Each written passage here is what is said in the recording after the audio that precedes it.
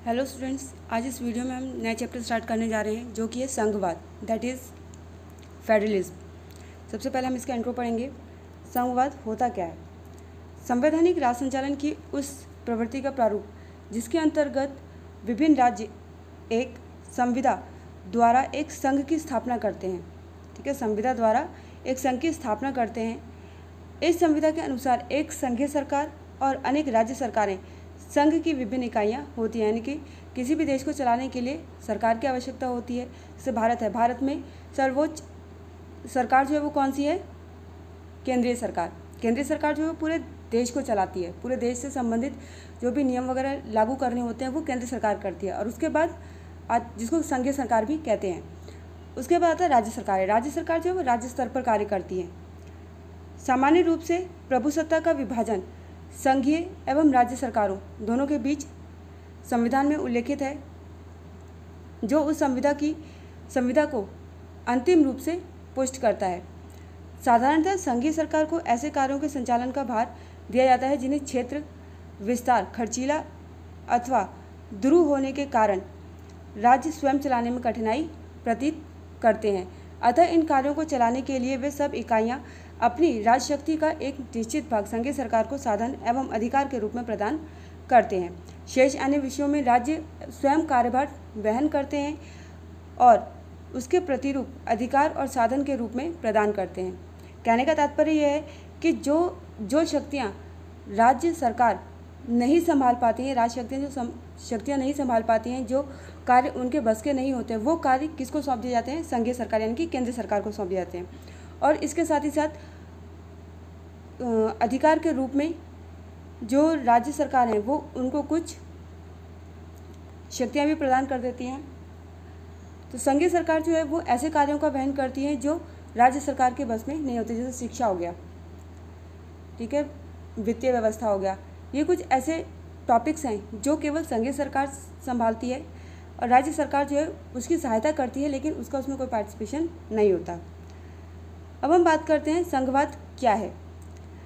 इसे समझने के लिए हम बेल्जियम और श्रीलंका में जो अंतर था उसी को दोबारा एक बार दोहराते हैं, जो हमने लास्ट चैप्टर में पढ़ा था। हमने देखा था कि बेल्जियम के संविधान में जो परिवर्तन किए गए उनमें केंद्रीय सरकार की शक्ति कम करके ज़्यादातर अधिकार जो थे वो प्रांतीय सरकार को दे दिए गए थे।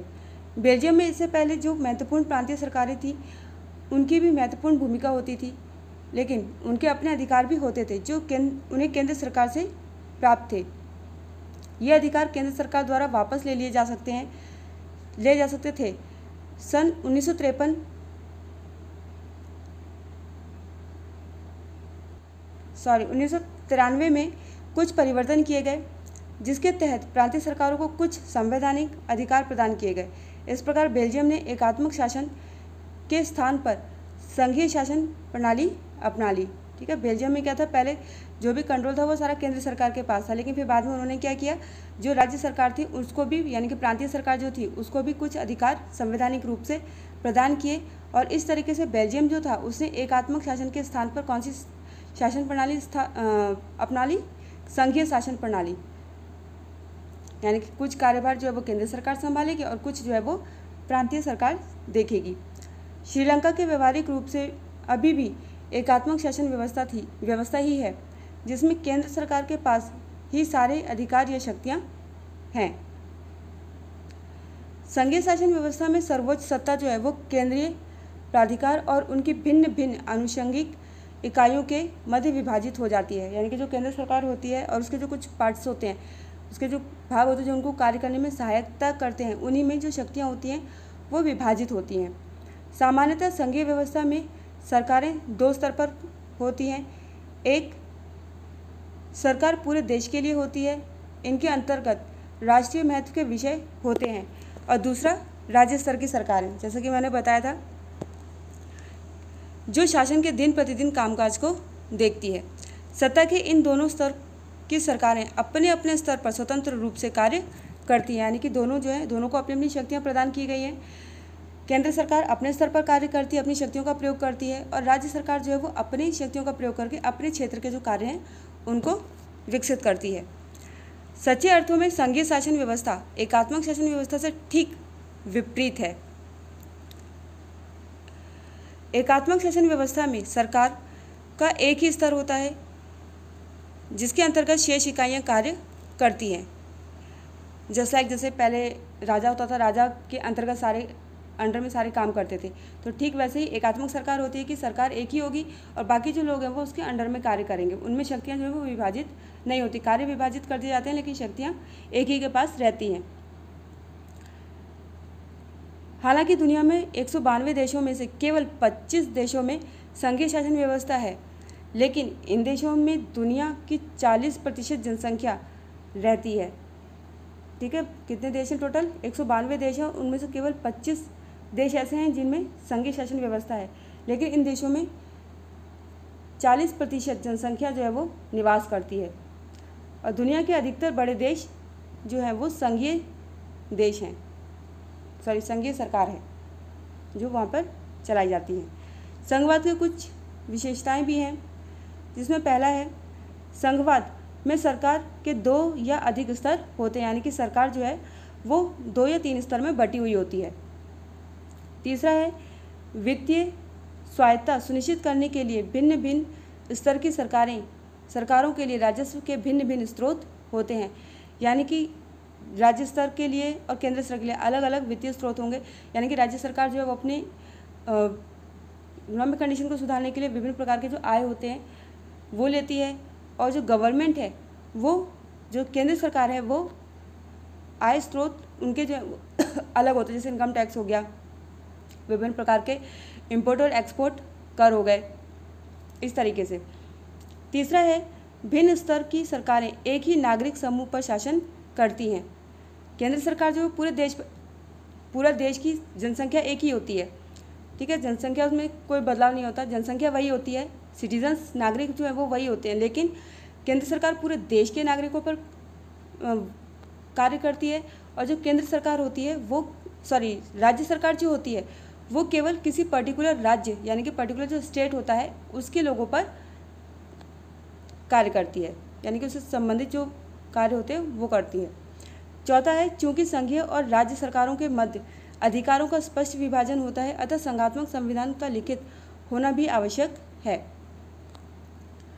संघीय और राज्य सरकारों के जो अधिकार होते हैं वो दोनों विभाजित होते हैं। केंद्र सरकार जो होती है उसके अधिकार अलग होते हैं, राज्य सरकार के अधिकार अलग होते हैं, तो संघात्मक संविधान का लिखित होना भी आवश्यक है। उसके बाद आता है किसी भी प्रकार के विवाद जो संघीय और राज्य सरकारों के बीच संवैधानिक कार्य संचालन में कर्तव्य, अधिकार अथवा साधनों के विषय में आए हों, उनके निर्णय के लिए न्यायालय को संविधान के संघात्मक प्रावधानों की मीमांसा करने का पूर्ण अधिकार दिया जाना चाहिए। कहने का मतलब यह है कि संघीय और राज्य सरकारों के बीच कभी कभी क्या होता है, कुछ कर्तव्य, अधिकार और जो साधनों के विषय हैं उनको निर्णय लेने के लिए न्यायालय जो है उसकी भी सहायता ली जा सकती है। यानी कि कुछ विवाद ऐसे होते हैं जो दोनों में क्लैश करते हैं, यानी कि संघीय और राज्य सरकार जिनके बीच मनमुटाव हो जाता है, दोनों के विचार जो है वो क्लैश कर जाते हैं, तो उसका निपटारा जो है वो कहाँ जाकर हो सकता है, न्यायालय में। न्यायालय जो है वो संविधान के आधार पर उन विवादों का निपटारा करता है। उसके बाद नेक्स्ट है संविधान के मौलिक प्रावधानों को किसी एक स्तर की सरकार स्वयं नहीं परिवर्तित कर सकती। ऐसे परिवर्तन दोनों स्तर की सरकारों के आपसी रजामंदी से ही होते हैं। जैसे मान लीजिए संविधान के जो मौलिक प्रावधान हैं उनमें कोई परिवर्तन करना चाहते हैं तो उसके लिए आवश्यक है कि केंद्र सरकार और राज्य सरकार दोनों मिलकर के उस प्रावधान के परिवर्तन पर सहमति दें, तभी उसमें परिवर्तन किए जा सकते हैं, अन्यथा उसमें परिवर्तन नहीं होगा। उसके बाद संघीय शासन व्यवस्था के दोहरे उद्देश्य। संघीय शासन व्यवस्था जो है उसके उद्देश्य दोहरे होते हैं। देश की एकता की सुरक्षा करना, उसे बढ़ावा देना तथा उसके साथ ही क्षेत्रीय विविधताओं का पूरा सम्मान करना, आपसी भरोसा तथा साथ में रहने पर सहमति, ये दोनों आदर्श संघीय व्यवस्था के लिए आवश्यक होते हैं। केंद्र और विभिन्न राज्यों के बीच सत्ता का बंटवारा प्रत्येक संघीय सरकार में भिन्न भिन्न प्रकार का होता है, यानी कि जितने भी जहाँ पर भी संघीय शासन व्यवस्था होगी वहाँ पर केंद्र और राज्य सरकार में जो शक्तियों का बंटवारा है वो अलग अलग प्रकार से किया जाता है। ऐसा नहीं कि हर देश में जो संघीय जो बंटवारा है सत्ता का बंटवारा है वो इक्वली तरीके से होता हो, यानी कि एक जैसे होता हो। भारत में अलग होगा, यूएसए में अलग होगा, यानी कि हर देश में अलग अलग तरीके होते हैं सत्ता के बंटवारे के। तो स्टूडेंट्स, आज के लिए इस वीडियो में केवल इतना ही पढ़ेंगे हम।